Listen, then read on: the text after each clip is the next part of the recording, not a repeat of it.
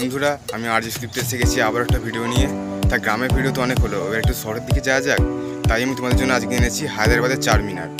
যদিও ভিডিওটা আমার পক্ষে বানানো সম্ভব হতো না যদি না আমার বন্ধু আমার সাহায্য করতো, যে বর্তমানে হায়দ্রাবাদে থাকে।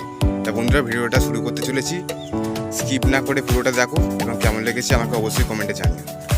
বন্ধুরা, ভিডিওটা শুরু করা যাক।